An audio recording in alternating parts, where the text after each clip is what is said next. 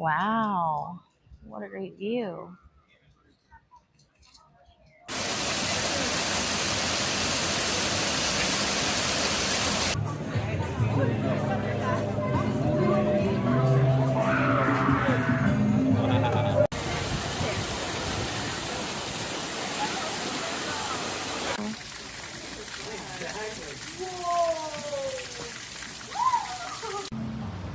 There we go. Bringing the cud back up his throat. Oh, so he's eating it again? Yeah, so he can pull it up into his mouth and chew on it.